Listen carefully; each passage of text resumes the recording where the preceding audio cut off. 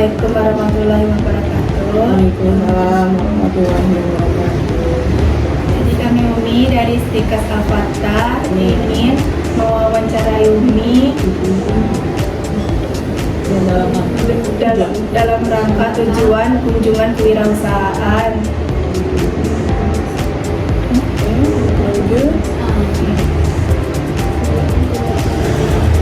Baik, kami akan menanya pertanyaan kepada beberapa pertanyaan Umi. Kami menanyakan kenapa brand ini dinamakan Rumah Babe Umi. Oke. Sambil ini. Kenapa sih dinamain Rumah Babe gitu ya? Iya. Sebenarnya sih Rumah Babe itu apa ya? Impian kami berdua gitu ya.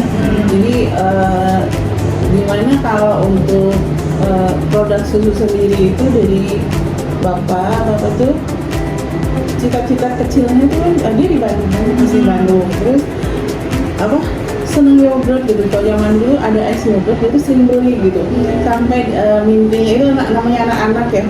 Dia pengen namanya makan yogurt banyak gitu kan. Dia pengen punya usaha apa perusahaan gitu kan. Biasanya pikiran polos anak-anak kan gitu. Kalau aku punya perusahaan berarti aku bisa makan banyak nih gitu kan. Jadi seperti itu kalau untuk bapak. Kalau aku sendiri tuh mimpinya dulu tuh enak kali ya kalau punya usaha jadi satu gitu kan.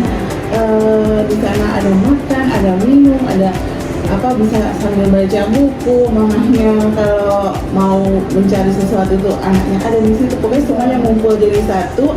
Terus suasananya tuh homey banget lah. Itu cita-citanya sih. Makanya disebutnya rumahan gitu. Terus babenya sendiri itu asal kami berdua Bandung Betawi gitu. Betawi. Makanya Babe itu karena ini panggilan anak-anak ya, salah satunya kan itu anak-anak juga manggil, tapi babenya di sini tuh Bandung Betawi. Kalau memang rumah babe ini besar, amin ya. Jadi apa? Anak cucu kami tahu asalnya dari mana, karena kita nih ke Bengkulu nih kan, hidup ke Bengkulu gitu. Jadi asalnya dia jadi Umi sebelumnya dari luar. iya, enggak. yang Betawi Umi. Iya. Oh, Umi Betawi.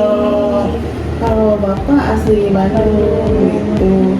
Jadi lah itulah jadi disebutnya rumah babe gitu. Jadi ya itu cerita. Jadi merantau ke Bandung. Betul. Jadi awalnya sih awalnya sih bapak kerja awalnya itu kan, terus kerja terus bosnya tuh balik ke Bandung, terus waktu itu sempat ada usaha yogurt kan dari bosnya. Bapak dibelajarin yogurt juga, terus karena udah bosnya balik, kita usaha apa nih? Kita bikin yogurt. Jadi kita dari nol lagi, bukan melanjutkan yang usaha bosnya ya, tapi kita mulai dari nol. Kita mencari tempat-tempat mitra-mitra kita gitu kan. Ya alhamdulillah gitu. Awal sampai sekarang lah gitu. Jadi memang awal kalau dibilang kita pertama kali membuat minuman olahan susu itu ya yogurt itu. Baru setelah itu susu ya ya betul itu sih ya bertambah lah gitu. Lalu kami mau bertanya kesulitan sama Umi berbisnis itu apa Umi? Kalau untuk kesulitan paling memang ada ya untuk sebesar atau sekecil apapun itu ada gitu. Kalau untuk kami sendiri mungkin pertama dari bahan baku ya, terus dulu kan kita tuh kan nggak pakai bahan pengawet nih gitu kan.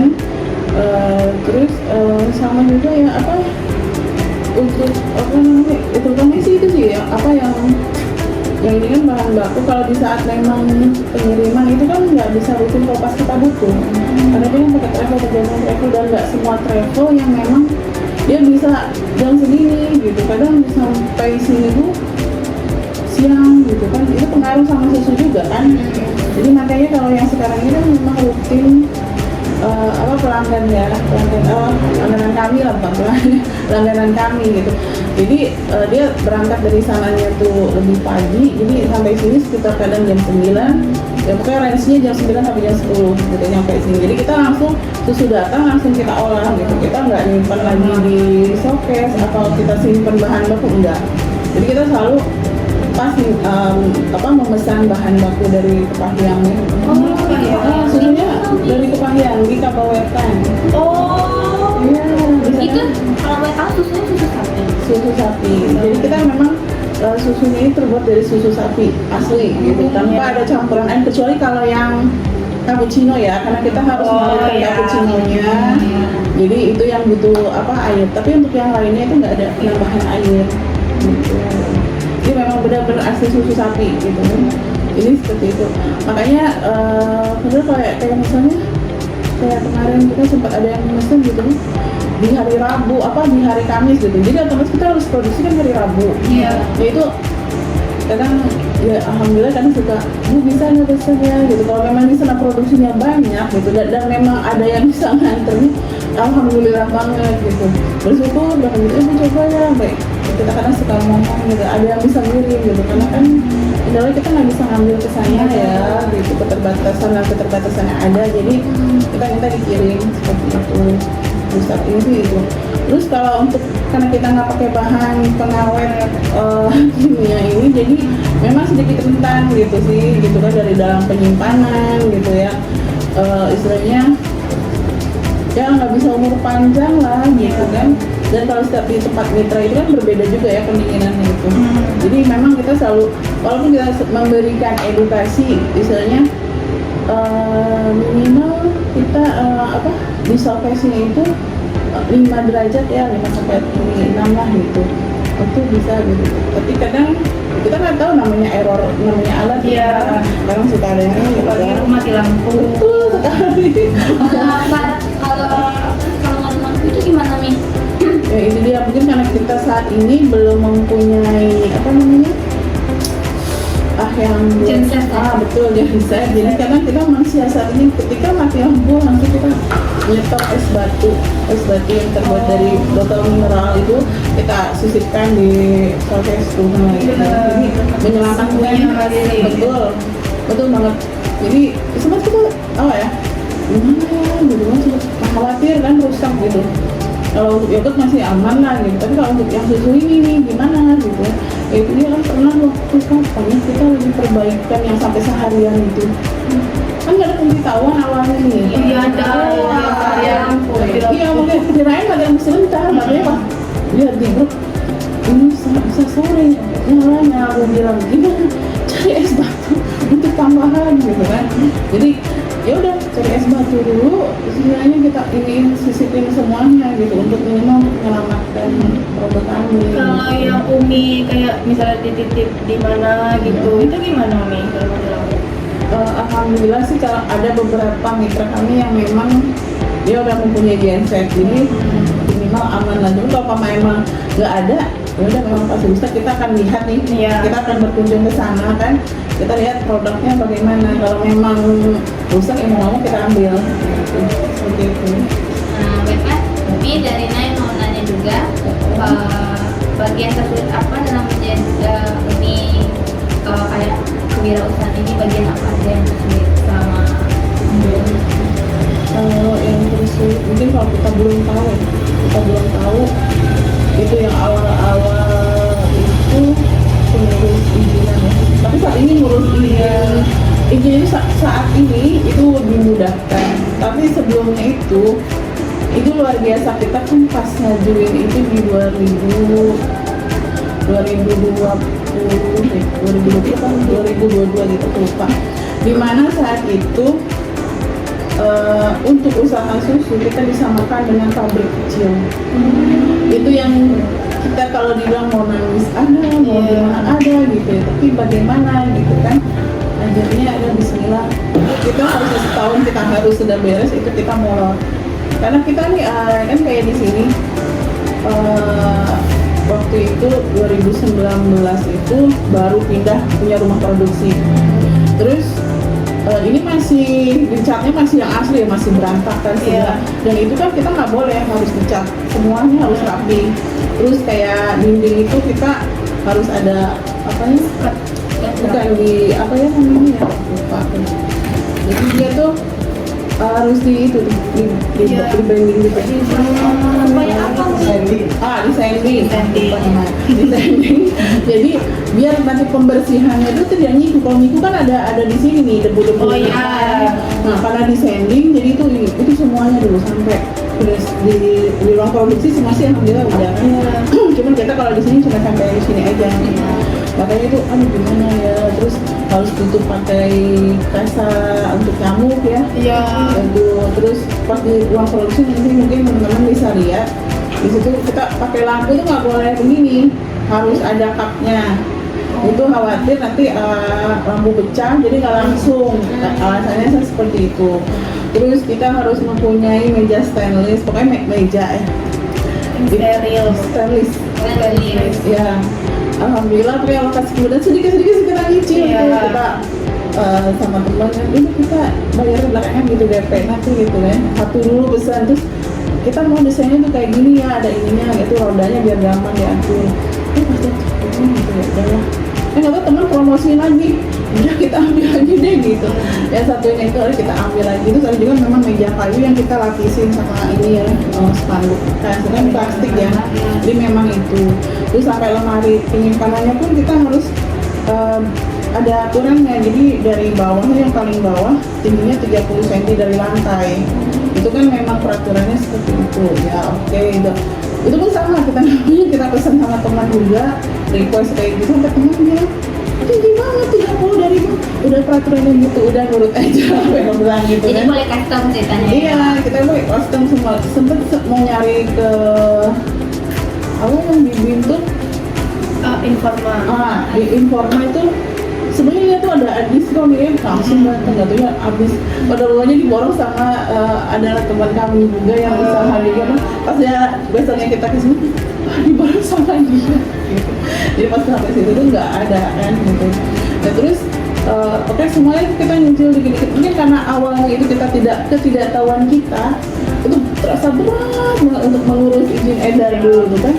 Tapi alhamdulillah jadi setelah kita udah tahu nih gitu, jadi ya agak lebih mudah lah gitu. Jadi sini oh ya memang pentingnya izin edar buat kita, oh ya begini seperti ini gitu. Kalau dari Nobel ada yang lain? Ada ini apa sih motivasi ibu untuk terus mengembangkan bisnis ya? Motivasinya motivasi kami itu yang pertama ya istilahnya ada di visi misi kami sih sebenarnya di situ ya. Salah satunya ingin tidak kita aja maksudnya ingin berkembang, selain itu kan kita juga ingin berbagi ke masyarakat gitu kan. Contohnya ingin membuka lowongan kerja, tapi saat ini kami belum mampu. Jadi itu pertamanya. Yang keduanya juga edukasi pendidikan kayak teman-teman ini ya. Jadi saling berbagi betul, dan kami akan terus belajar gitu. Jadi dari tingkat SD TK ya, tapi udah pernah kesini dari SD terus ya mahasiswa, pertama kali malah mahasiswa yang datang ke sini. Jadi itu yang kita inikan gitu kan, berbagi ilmu. Kadang juga kayak kemarin ada di TikTok itu dia ngarang dari pas pengetesan susu itu dia di titik uji titik didihnya gitu. Sedangkan kita tuh baru denger gitu. Karena kan basic kami tuh nggak ada yang sama sekali di bidang ini. Kayak bapak sendiri bidang teknik lingkungan, aku pendidikan agama Islam gitu. Jadi kan nggak ada sama sekali basicnya gitu. Jadi kami memang dari nol banget gitu belajarnya. Makanya jadi pas yang dengar titik uji itu sampai nyari dulu, dia nanya kan, aku cari dulu gitu, ada nggak sih benar gitu kan. Jadi biar kita ngasih jawabannya enak gitu kan. Oh ternyata ada gitu. Kemudian ya sampai saat ini kami belum mencoba itu, jadi kita kurang tahu. Maaf jadinya kan nggak bisa menjawab pertanyaan gitu kan. Jadi yang selama ini kemarin ini dia lihat itu, jadi penerapannya itu tes susu nanti pas teman-teman lihat ya, jadi dari tes berat jenis, tes alkoholnya, organoleptiknya itu yang selama ini kami lakukan gitu kan, rutin. Pokoknya setiap ada teman-teman mahasiswa selalu seperti itu. Bagaimana ya cara Umi membangun jaringan dan kemitraan? Selama ini kita datang ke apa untuk bekerja sama gitu, datang ke toko-toko bakery gitu kan, terus ada rumah makan, ada bakso juga gitu kan. Jadi selama ini kita dengan cara konsinyasi. Jadi konsinyasi itu ya Apa itu Mi? konsinyasi itu jadi kita titip jual. Jadi udah kasih, jadi kita titip dulu gitu kan, baru kecuali kalau memang mereka meminta menggunakan brand mereka gitu, kita jual putus di situ. Terus dan di situ pun juga uangnya pasti cash ya, seperti itu sih untuk. Dan kita masih mencantumkan, kita minta ada di sana tuh rumah babe yang sebagai memproduksinya gitu. Jadi seperti itu, menggunakan brand mereka tapi ada tercantum juga nama kita.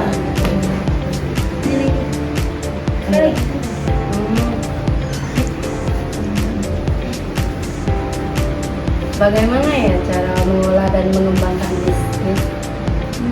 Untuk mengembangkan bisnis ini kita selain untuk menjual secara offline, kita juga secara online ya. Cuma secara online ini kita paling lewat medsos ya, terutama paling yang sering mah WA gitu.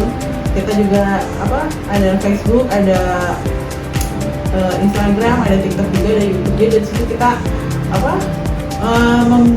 mempromosikan produk-produk rumah babe gitu kan, misalnya salah satunya seperti itu. Kenapa kita belum ke e-commerce? Karena produk kami ini kan tidak tahan lama ya, karena tidak mengandung pengawet, tidak menggunakan pengawet. Jadi itu dia. Jadi kita untuk ke e-commerce itu masih belum. Kecuali kalau memang kayak yogurt sendiri yang memang bisa, tapi kita belum masukin ke sana terus. Nah yogurt kan lebih tahan lama ya. Yogurt itu pernah paling jauh ke Bandung, kita kirim itu via bis. Jadi kita paketin di bis, kita titipkan, kirim ke Bandung, terus ke Bekasi, Depok, Jakarta, Jabodetabek lah ya, itu untuk yang di Jawanya. Terus kalau yang di Sumatera pun kita sempat kirim ke Palembang, ke Ligau juga pernah, ke Pagar Alam, dan sempat dibawa oleh juga ke Padang. Oh, itu Mi nge-packingnya gimana Mi? Jadi terutama itu yogurt ya. Jadi kita untuk yogurt kita packing pakai kardus, kita packing pakai plastik juga. Seperti itu. Kadang suka dipakai gabus itu apa namanya? Oh, styrofoam. Seperti itu. Itu kayak kefir sendiri kan juga kan itu agak lebih malah dari kefir ya. Yogurt itu kan masih aman lah. Kalau kefir itu dia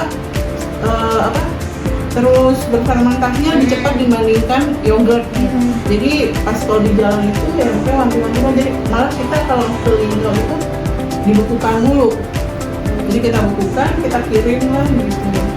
Ya kalau via kayak ekspedisi Takut banting-banting ya. bukan nyampenya lama. Iya. Jadi kalau kan lebih cepat ya. Iya. Jadi kita ngirim ke Palembang, ngirim ke Pagar Alam, ke Ligau tuh via travel gitu. Jadi lebih aman gitu sih.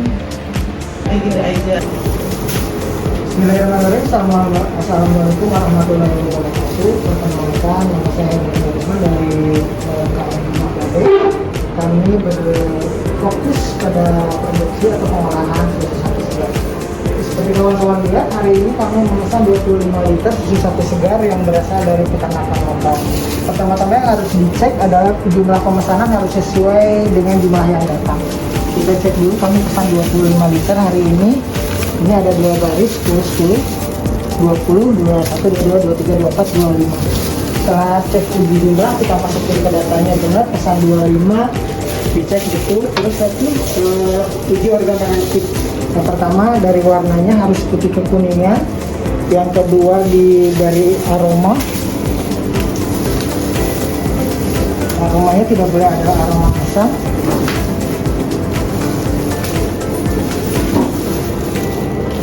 Ini satu bungkus 1 liter ya, aromanya masih segar. Terus habis itu kita lakukan uji berat jenis menggunakan namanya alatnya lactodensimeter seperti ini. Minimal harus 25, ada ukurannya kan, ada 25, 30, nah minimal berat jenisnya itu 25.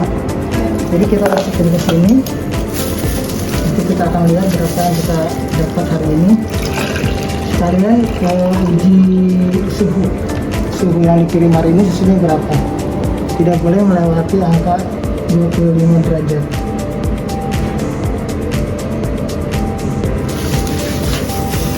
Biasanya di angka berapa sebentar ya?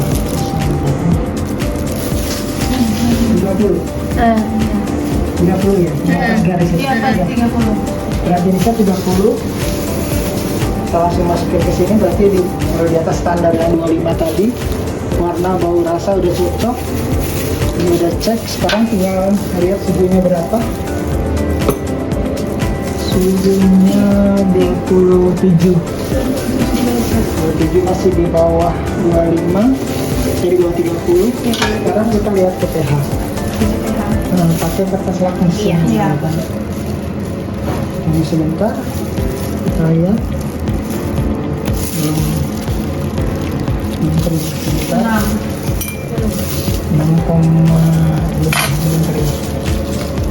Yang terakhir kita pakai uji alkohol untuk mengukur tingkat kadar mikroorganisme yang ada di dalam. Kami menggunakan perbandingan 1:1 antara alkohol dengan susu. Ini alkohol 70%. Dan kita gunakan juga untuk desinfektan untuk alat-alat.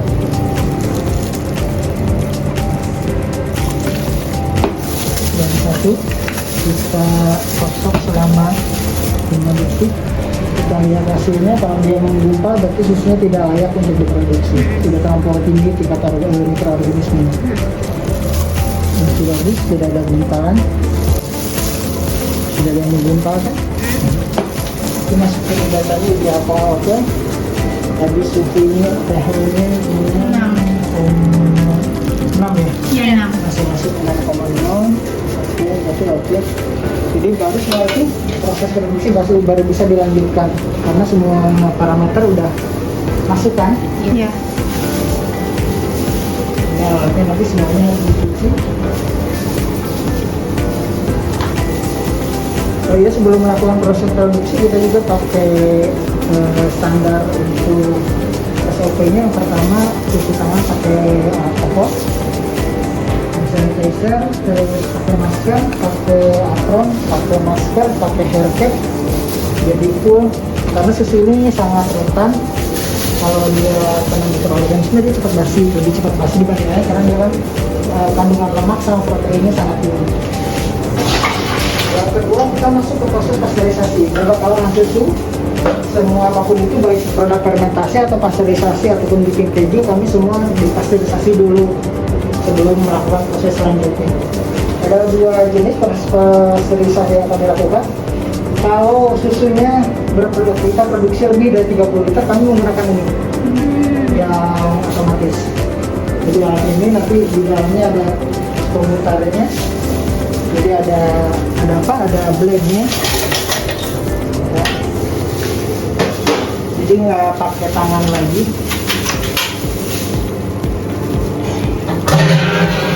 Ini ada pemutarnya, di sini ada dinamo, nanti susu tinggal dimasukkan di situ.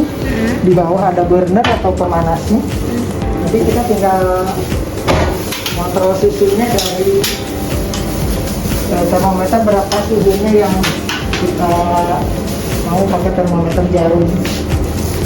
Tapi hari ini karena kita cuma pesan 25, berhubung sekarang cuacanya lagi hujan ya, otomatis kalau musim hujan kami kurang produksi. Karena untuk mengurangi yang reaktor, karena kami kan seminggu sekali kita tanam produksi, kami menggunakan masih yang manual. Jadi pakai dipanaskan di sini sampai suhunya mencapai 70 atau 75 derajat Celcius, diukur pakai termometer.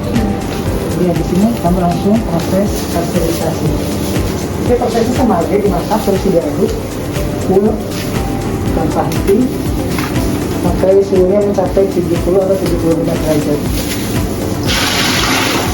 Ini kapasitas maksimal kalau panci ini dia 13 liter, kalau yang ini 50 liter. Jadi tapi kalau di bawah 35 kami pakai yang ini aja. Karena kalau di bawah 35 nggak efektif, sudah waktu sama bahan bakarnya terlalu boros kelamaan.